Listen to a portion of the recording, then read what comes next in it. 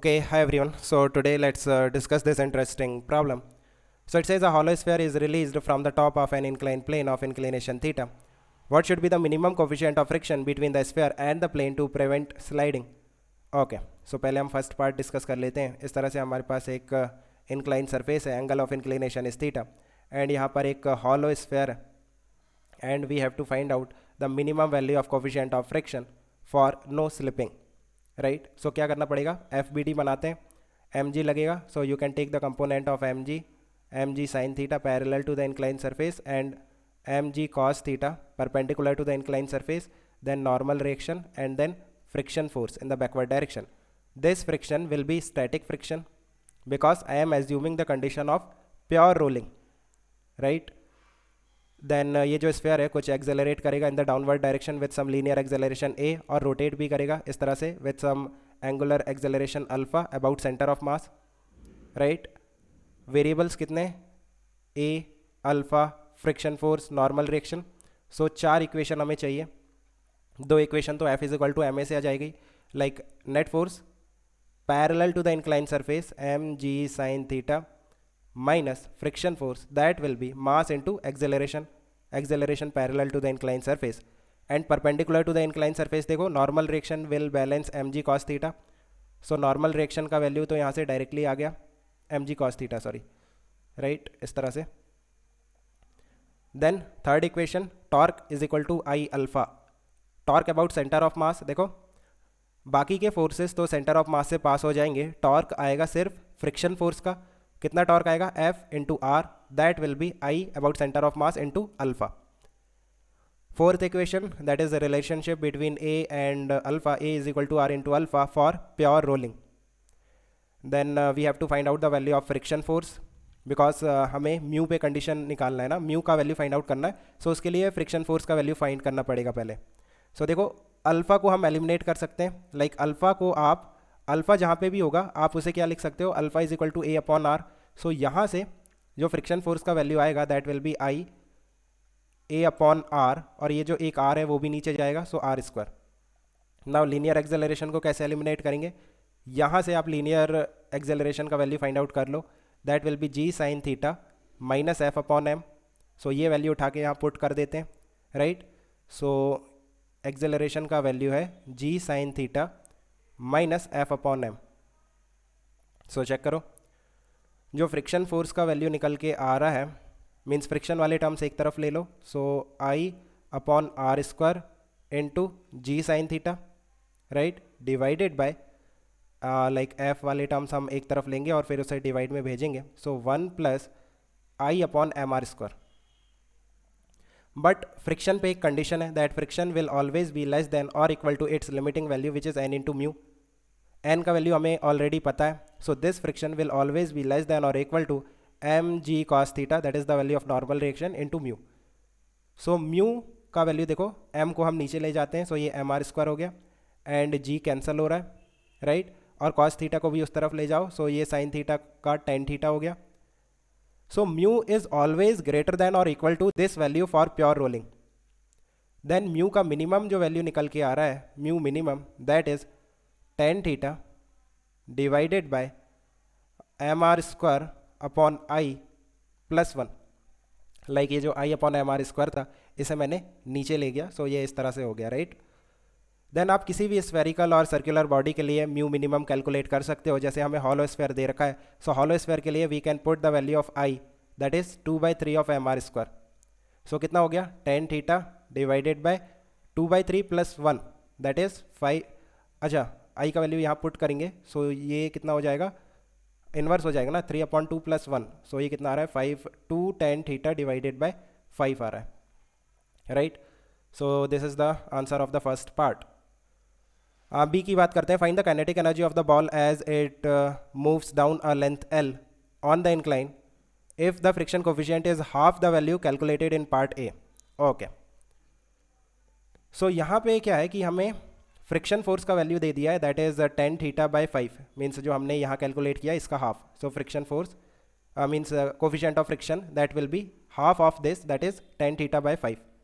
सो यहाँ पे क्या होगा, आप देखो अभी हम फ्री बॉडी डायग्राम अगर ड्रॉ करते हैं इस तरह से, सो यहाँ पे लगेगा M G sign theta, then यहाँ पे लगेगा M G cos theta, then normal reaction लगेगा to balance M G cos theta, and जो फ्रिक्शन फोर्स का वैल्यू होगा ना वो लिमिटिंग होगा, बिकॉज इस केस में स्लिपिंग होगा, बिकॉज म्यू का जो वैल्यू है वो मिनिमम म्यू से भी कम है जो स्लिपिंग के लिए चाहिए। Minimum value of mu which is required for no slipping उससे भी कम है म्यू, सो यहाँ पे स्लिपिंग होगा, रिलेटिव मोशन होगा between the point of contact and this incline surface. So friction कितना हो जाएगा, limiting, what is limiting friction, N into mu, N का वैल्यू कितना है M G cos theta into mu का value tan theta by 5, right. So check करो, cos theta into tan theta that is sin theta, right.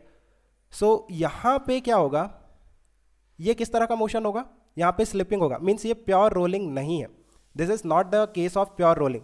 So यहाँ पे A is equal to R alpha, V is equal to R omega, इस तरह की equations आप use नहीं कर सकते। देन हमें ट्रांसलेशन एंड रोटेशन को सेपरेटली स्टडी करना पड़ेगा। देखो हम पहले ट्रांसलेशन को स्टडी करते हैं, फिर रोटेशन को स्टडी करेंगे। ट्रांसलेशन से ट्रांसलेशनल काइनेटिक एनर्जी आएगी और रोटेशन से रोटेशनल काइनेटिक एनर्जी, और फिर दोनों को सम कर देंगे। सो ट्रांसलेशनल काइनेटिक एनर्जी के लिए देखो, ट्रांसलेशन मोशन स्टडी करो, force is equal to M A वाली equations, like normal reaction M G cos theta को बैलेंस कर देगा। Net force in the downward direction parallel to the incline surface, M G sign theta downward है, और यहाँ से कितना है M G sign theta by 5। So net force जो निकल के आ रहा है डाउनवर्ड डायरेक्शन में that is M G sign theta minus M G sign theta by 5 which is 4/5 of M G sign theta. Net force in the downward direction आ रहा है F net that is 4/5 M G sign theta. So यहाँ से acceleration आ जाएगा, acceleration is equal to mass से divide कर देंगे, so 4/5 G sign theta. Initial velocity 0 था, u 0 था, एंड डिस्प्लेसमेंट कितना है l, लाइक l डिस्टेंस नीचे जाएगा ये, राइट।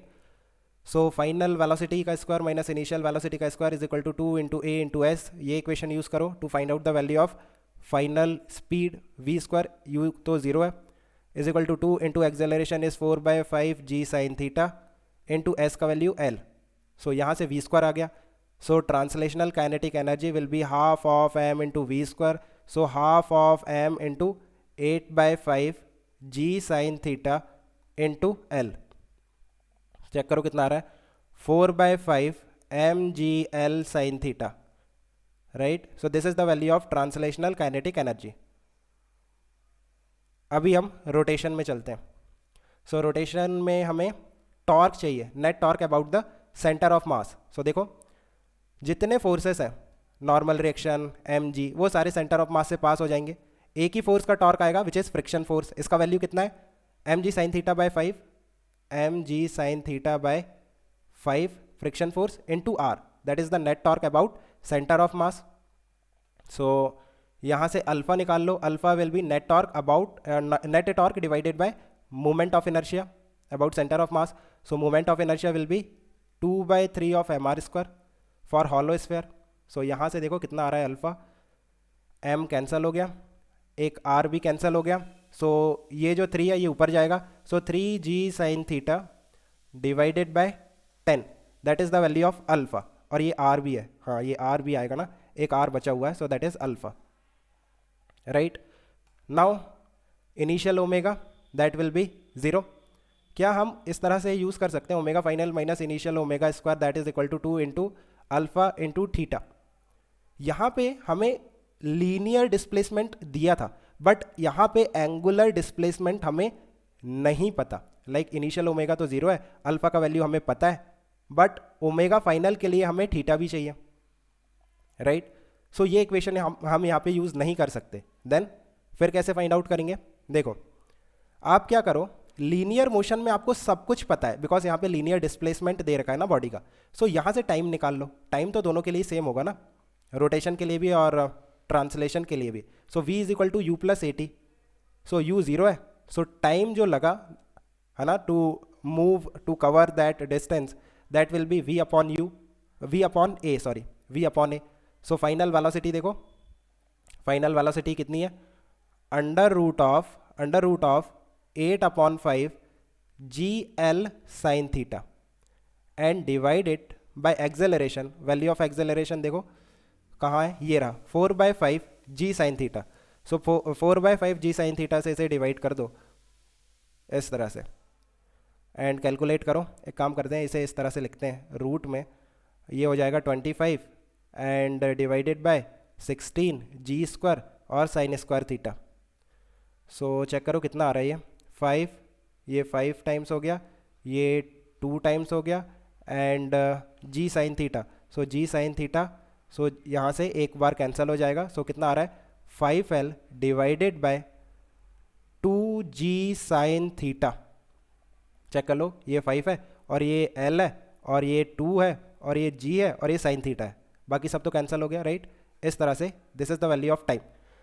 सो यहाँ से ओमेगा फाइनल किस तरह से निकालोगे, omega final will be omega initial plus alpha into time, because time तो दोनों के लिए सेम है।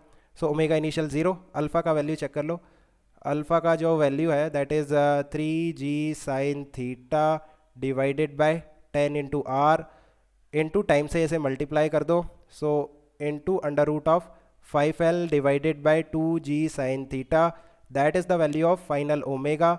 हमें क्या निकालना है, final kinetic energy means rotational kinetic energy, that is half of I into omega square.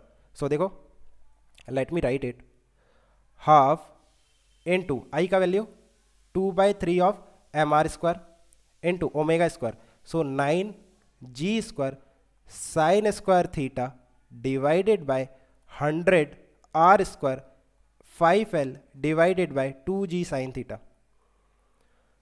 सो यहाँ से चेक करो कितना आ रहा है ये, थोड़ा सॉल्व करना पड़ेगा। आर स्क्वायर ये जी, एक जी कैंसिल हो गया, साइन थीटा एक साइन थीटा कैंसिल हो गया और कुछ नहीं कैंसिल हो रहा राइट।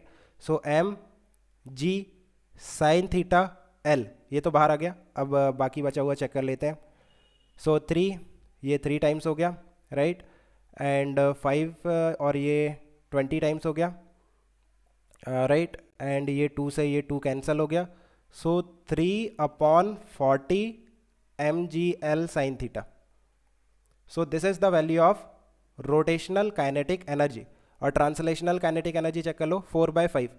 सो यहाँ से जो टोटल काइनेटिक एनर्जी निकल के आएगी that will B 4/5 plus 3/40 mgl sine theta. ये कैलकुलेट कर लेना जो भी ये वैल्यू आ रहा है। इसे हम वर्क एनर्जी थ्योरम से भी कर सकते हैं बट वीडियो काफ़ी लंबा हो जाएगा। If I get sufficient request for that है ना, उसके लिए हम अलग से वीडियो बनाएंगे। ओके, इसकी working out, best of luck, bye.